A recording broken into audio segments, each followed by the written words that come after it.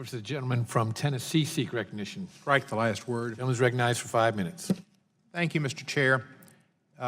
Former Vice President Joe Biden spoke recently and said the only thing bipartisan in Congress now is being against cancer. I'm not even sure if that's the case with the President's budget cutting nearly $6 billion from the National Institutes of Health.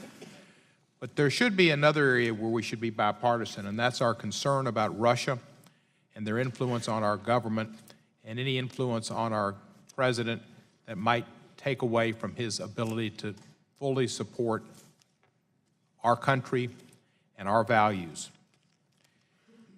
One of my predecessors was a man named Dan Kirkendall. He served in this House. Mr. Conyers might remember him. He served in this House from 1966 to 1974. And in about 73, he spoke on the floor of the House and held a noose up when he spoke. And he said that the Democrats were trying to hang Richard Nixon.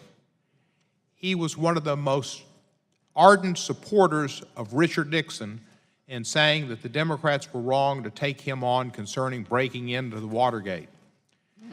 Harold Ford Sr. used that picture, and because of that picture and other reasons, Dan Kirkendall was defeated in 1974, and that was the Watergate year with one of the greatest Democratic Congresses elected ever.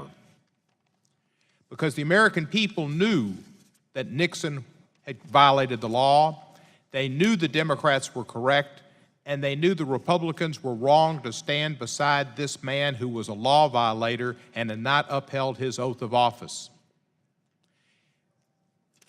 We are at a situation to where my colleagues and friends on the Republican side, and I know from talking to many of them, have concerns about this relationship with Russia. What we see with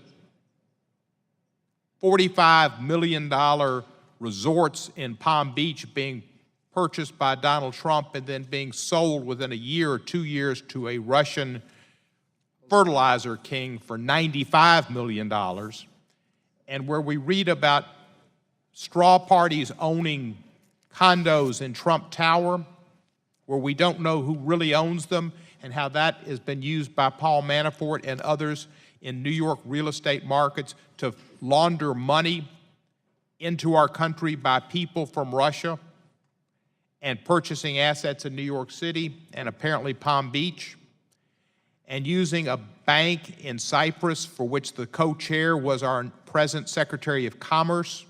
That's where the financing of the Palm Beach house went. I know my Republican friends and colleagues are concerned about this as well, but they're constrained by the fact that this would involve the Republican president. If you want to do that, you do that. But history says you're doing it at your own risk and your own political life. If you want to go the way Dan Kirkendall went, stick with this position and don't allow inquiries.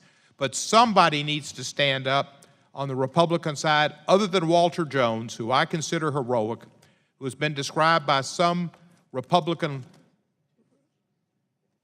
journalists as being idiosyncratic. I look at him as being honest and voting to see Trump's tax returns, and honest in saying that Mr. Nunes cannot continue to lead that investigation as a person who's gone beyond party politics, which he often has, and spoken the truth, which he's heard from his people, and trying to set this country right. And somebody needs to speak for what Dwight Eisenhower would say about this, and what Ronald Reagan, who called Russia the evil empire, and it's just as evil today as it was then, and what Barry Goldwater would say about this. I can't think of any Republican leader. John McCain has come out and questioned it. Lindsey Graham has questioned it. Most Republican journalists of a moderate persuasion have questioned it and said that this is something that needs to be looked into and responded to. If we are subject to Russian influence, we need to know it. And if we're not, the White House needs to be cleared. Either way, we need to act, and this committee can show leadership.